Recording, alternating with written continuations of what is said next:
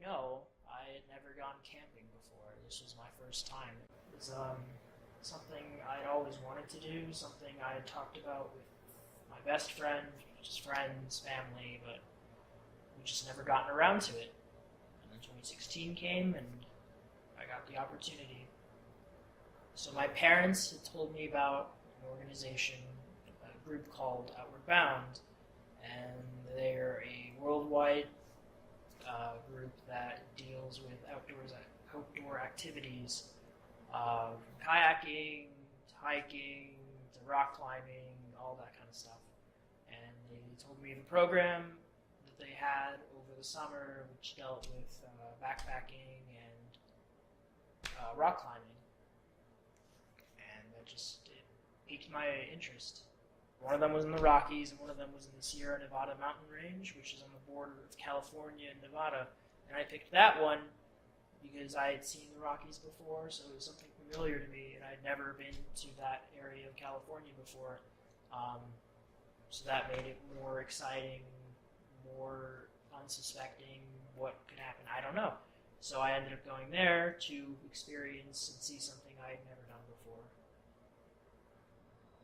I had to spend the night at a motel right next to the last airport I'd gotten off at, and the next day everyone met at the airport, and then we'd all gotten acquainted, and once everyone was there, we took a bus, to somewhere in the midst of the Sierra Nevada mountains.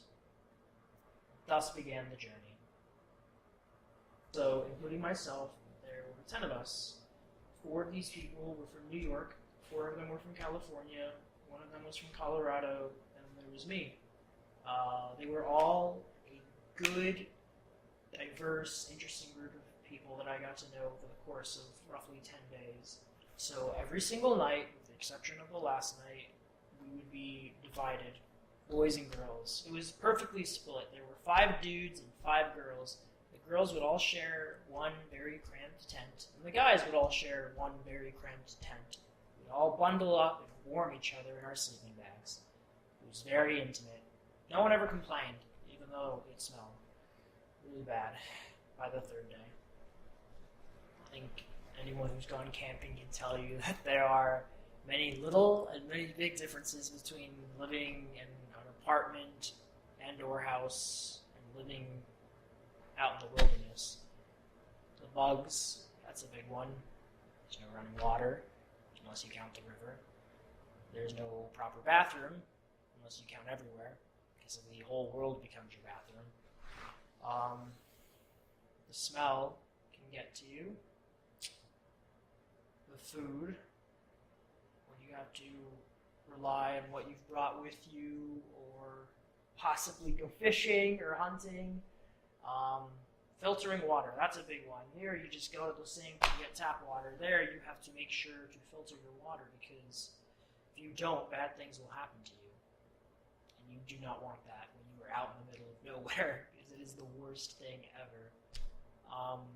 It's a rock climbing wall, like a natural wall, not one you'd see in the gym, of course.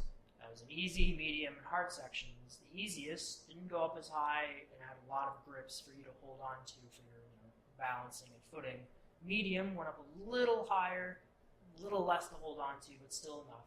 The hard one went up the highest, and once you got up halfway, there was basically nothing to hold on to, and you had to press yourself against the side of the cliff.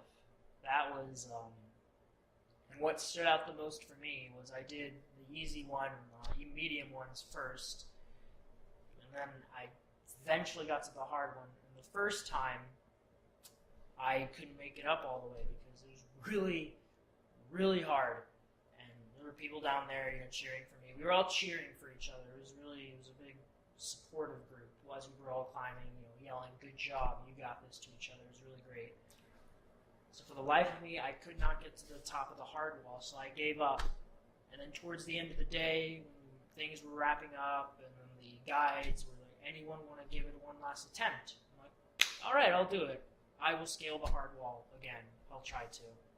So I start climbing up, and I make it to that hard part, and I just press against the wall thinking, I hate this wall more than anything in the world, But I have people down there yelling at me that I can do it. I have help with the pulley and the people holding on for my support, because otherwise I'd fall and die. I pushed through and I made it to the top, just pressing my hands against the flat surface of the wall. Thankfully, it scaled in a little so I could lean in against that, and then I made it to the top. When I did it, I felt really proud of myself. Part of me was kind of glad it was done. I missed home and the people I knew and the comforts of home, but just being able to forget the world, even if it was just for a moment, just really appreciate those around you and those willing to help, and just the time and the dedication certain people put in.